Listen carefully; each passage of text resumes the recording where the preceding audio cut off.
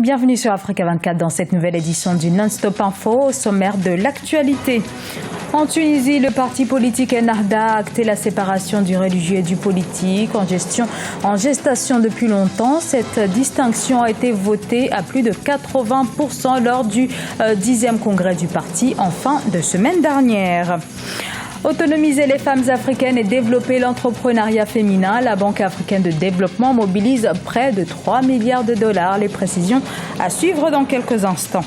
Nous parlerons également de sport dans ce journal, de jet ski plus précisément avec une compétition qui s'est tenue ce dimanche dans la capitale congolaise, Brazzaville.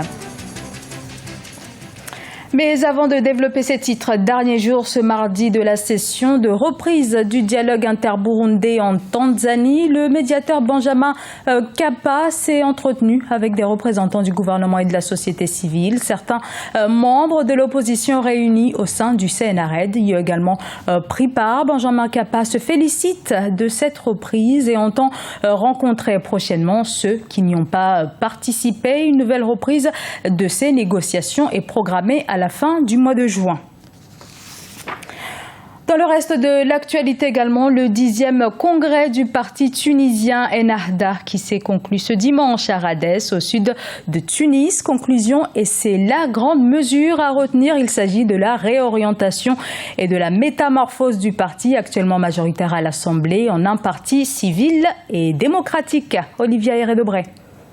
Ennahda adopte la séparation du politique et du religieux. Une décision prise à l'issue du 10e congrès du parti d'opposition tunisien, un congrès qualifié d'historique et qui s'est tenu les 21 et 22 mai 2016 au sud de Tunis, capitale tunisienne. Sans surprise, Rached Ghannouchi, président et leader historique du mouvement, a été réélu à plus de 75% des voix en obtenant 800 votes. Les deux autres candidats, le président sortant du conseil de la Choura, la plus haute autorité du parti, Fethi Ayadi, et Mohamed Akrout, un responsable du parti, ont respectivement obtenu 229 et 29 voix. Pendant son congrès, Ennahda, première force au Parlement tunisien, a officialisé la séparation entre ses activités politiques et religieuses. Nous nous dirigeons de manière sérieuse vers un parti politique national et civil qui œuvre dans le cadre de la constitution du pays et qui s'inspire des valeurs de l'islam et de la modernité. Une décision très commentée en Tunisie où 73% de la population se dit favorable à la séparation entre la religion et la politique selon un récent sondage réalisé par l'Institut tunisien Sigma. En Tunisie, c'était attendu depuis très longtemps parce qu'Ennahda a annoncé qu'elle allait prendre cette décision, mais le plus important est de comprendre ce qu'il y a là-dedans. Est-ce que Ennahda va faire de la politique politicienne? Et elle a été au pouvoir, elle a fait de la politique politicienne, elle n'a pas fait de l'islam, ni de l'évangélisation. Mais où est-ce qu'elle va s'occuper de l'économique et du social, c'est-à-dire ramener des gens compétents qui font avancer les choses économiquement, qui font avancer la croissance, qui font avancer l'emploi, qui font avancer l'éducation et qui font avancer l'emploi des diplômés. Or, Ennahda, qui a été au pouvoir une première fois, se retrouve là avec ses adversaires, Nida Tounès, dans un gouvernement conjoint, et de nouveau, l'incompétence est totale des deux partis. Il faut maintenant avancer et avoir des partis qui proposent un mode de management, je dis bien de management du gouvernement et non pas de sièges à distribuer, et qu'ils soient comptables en termes de taux de croissance économique. Le parti Ennahda a remporté les premières élections organisées après la révolution de Jasmin en 2010-2011. Bien qu'arrivé deuxième au dernier scrutin législatif, à la fin de 2014, le parti occupe une place de choix au Parlement après l'implosion de son ancien adversaire, le parti Nida Tounès, du président Béji Caïd Essebsi, avec qui il a scellé une alliance gouvernementale. Et en République démocratique du Congo, nouvelle mobilisation de l'opposition ce 26 mai, rassemblement que les opposants souhaitent pacifique. Objectif, protester contre l'arrêt de la Cour constitutionnelle qui autorise le président Joseph Kabila à rester au pouvoir au-delà du terme de son mandat en décembre 2016. La marche vise également à protester contre la situation qui prévaut à Béni dans l'est de la RDC. L'Afrique connaît depuis plus d'une décennie une croissance soutenue dans laquelle les femmes jouent un rôle de premier plan. En Afrique subsaharienne, par exemple, elles représentent plus de 27% des entrepreneurs. Avec 3 milliards de dollars mobilisés, la Banque africaine de développement entend bien contribuer et lever les obstacles qui pèsent sur cette dynamique. Oumou Kalsoumba. 3 milliards de dollars, c'est le montant que la Banque africaine de développement va mobiliser pour financer l'entrepreneuriat féminin. Les experts reconnaissent l'émancipation des femmes comme un facteur essentiel de développement économique. Une telle dotation contribuera au développement de l'entrepreneuriat féminin africain.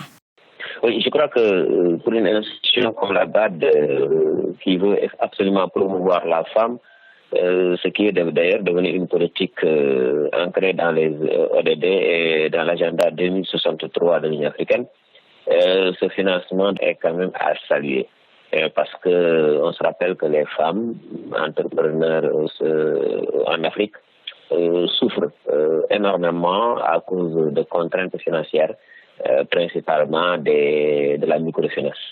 Je crois que donc la BAD ne va pas commettre les mêmes erreurs pour quand même les permettre d'être dans de meilleures dispositions.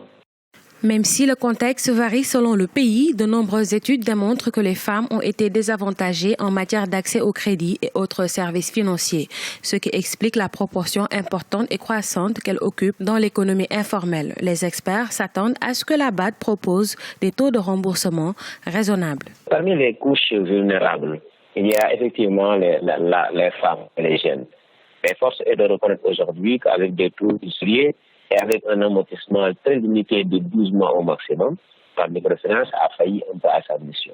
Et aujourd'hui se pose la question de l'autonomisation de la femme africaine, pour qui quand même, qui est en fait un vecteur aussi du développement. Par conséquent, je crois espérer que la BAD, effectivement, en se mettant à côté de ces femmes-là, leur permettra non seulement d'avoir un taux quand même conséquent, très faible. En 2015 déjà, la Banque africaine de développement avait appuyé les femmes africaines s'activant dans l'agriculture. Pour le financement de leurs projets, l'institution multilatérale avait déboursé 350 millions de dollars. Dans l'actualité également, c'est ce mardi que démarrent en Zambie les assemblées annuelles de la Banque africaine de développement. L'accès à l'électricité sera au cœur des discussions qui vont durer 4 jours. Discussions menées par le nouveau président de la BAD, Hakainde Adesina. Plusieurs chefs d'État et ministres du continent sont attendus. Direction la République du Congo à présent avec l'organisation ce dimanche de la 2e édition du championnat de jet ski de Brazzaville. Cette course a réuni une vingtaine de participants sur le fleuve Congo, une compétition qui a capté l'attention de nombreux Congolais. Un reportage de Deva Panzou, notre correspondant. Le jet ski a été à l'honneur ce week-end au restaurant Mami Wata à Brazzaville. Ce 2e championnat a réuni les jet skieurs de Brazzaville et Pointe-Noire pour la République du Congo et ceux venus de Lubumbashi et Kinshasa pour la République démocratique du Congo. Les organisateurs expliquent le but de cette action. On essaie de rendre le fleuve attractif, d'attirer les gens autour du fleuve, autour des activités sportives et voilà, on a commencé par le jet ski. On espère élargir un peu plus tard. Dans le but de changer l'image du fleuve qui est au Congo, le fleuve c'est dangereux. Notons que cette 2e édition du championnat de jet ski de Brazzaville a été organisée conjointement par le club de sport nautique de Brazzaville et Congo Motors qui a offert le matériel technique. Au terme des courses de jet à selle et de jet à bras, un des vainqueurs a livré la clé de son succès. De la préparation, du mental et puis surtout avoir une bonne machine.